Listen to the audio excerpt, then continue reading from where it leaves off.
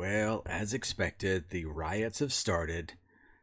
The people that are pro Roe v. Wade, for some reason, when they don't get their way, they get really violent.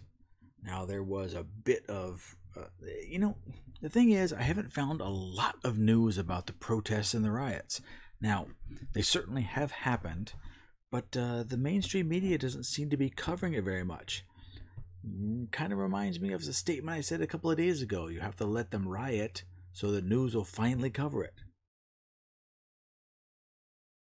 Well, they're rioting, but the news isn't covering it. But there is a bold ABC 15 Arizona news story that covered it.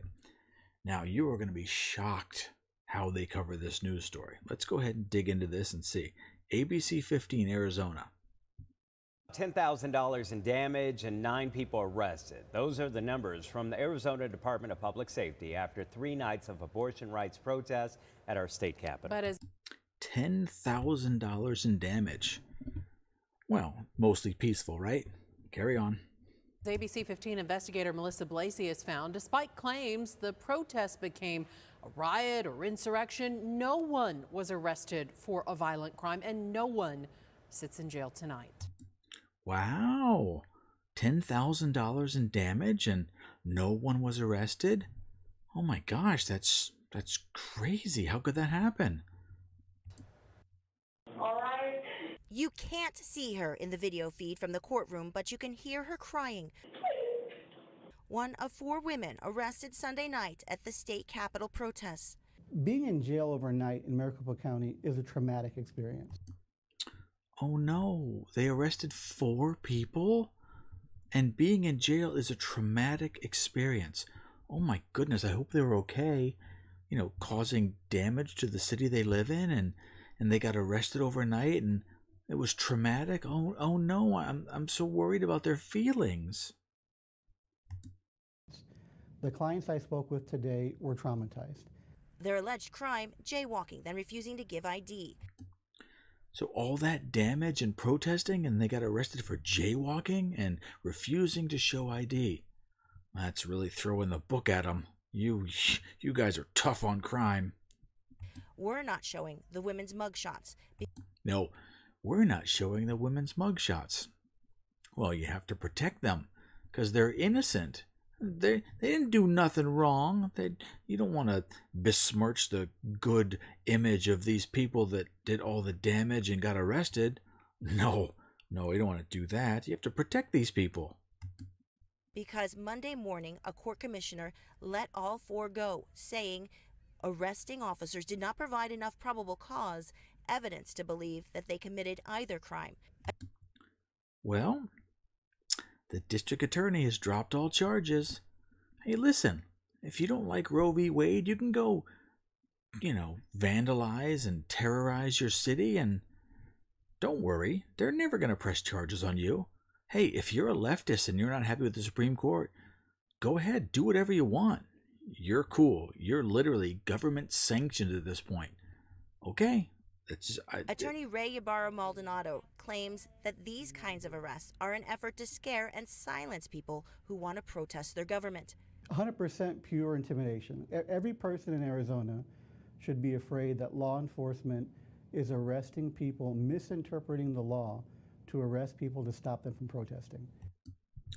Yeah, you know what? I agree with this guy. If the Supreme Court has passed a law that you don't like, you need to go protest and riot and break stuff and smash windows and graffiti, and you need to damage public property, and you need to do all of that. And if they tell you you can't, they're stifling your rights to protest. You're in the right here. You're allowed to damage your city. If not, it's intimidation. This is a clear violation of people's First Amendment right to protest. This attorney points to similar arrests during the protests in Phoenix after George Floyd was killed in 2020. Oh, George Floyd, the guy who died of a heart attack after ingesting a ton of drugs? Listen, man, you can't be mad about that. Lots of people overdose on drugs and die.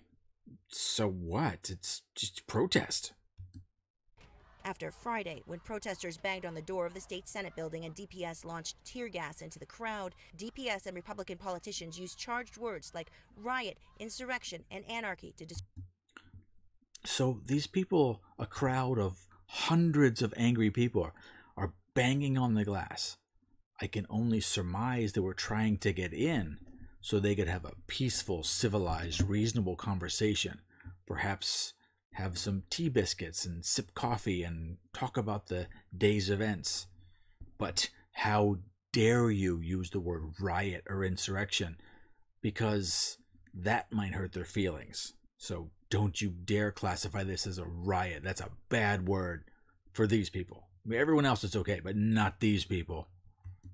describe what happened, saying people unwisely brought children and splinter groups were involved.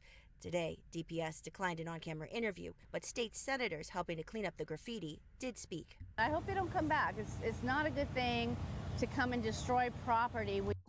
Okay, they have literally admitted this is a state senator. It's not a good thing. Don't come here and destroy property. Well, if it's not a good thing, should there become a punishment of some sort? No?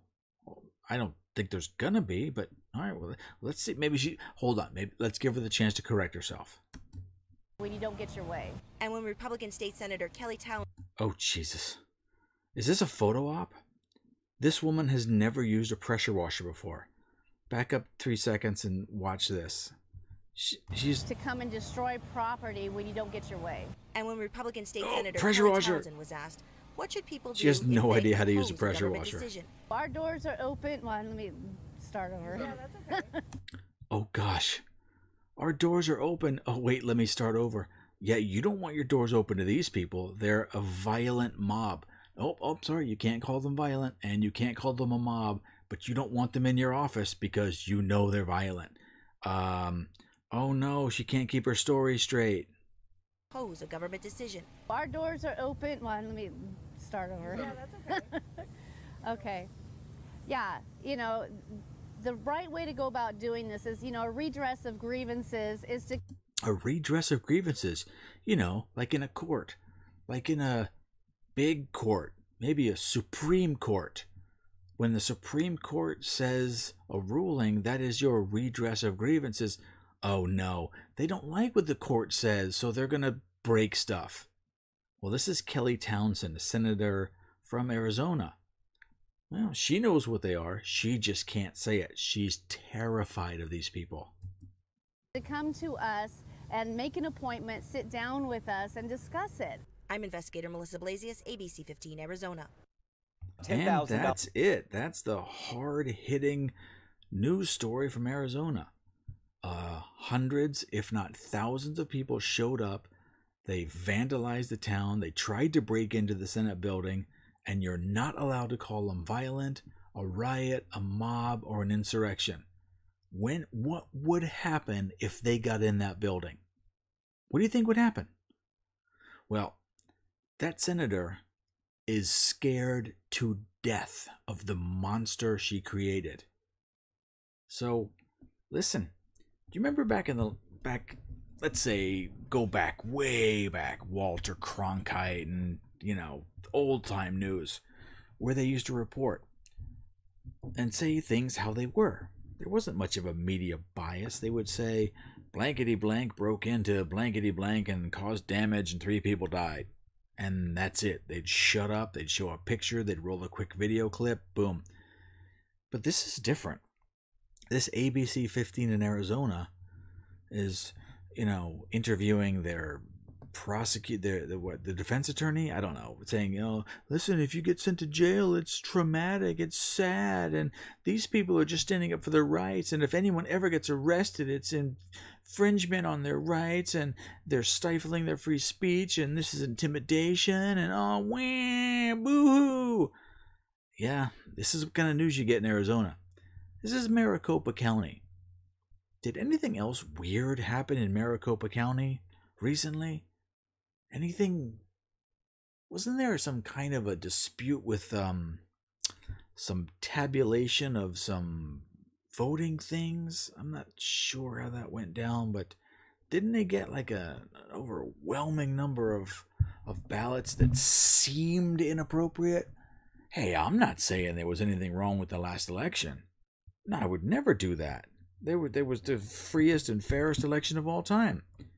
Now, if you go back to the 2016 election, you can say that was rigged as hell. That was just a travesty because the wrong person won. You see how this goes? So, this is going to continue to escalate. These Roevwade riots are not done. Wait till the summer heats up and they start getting their funding.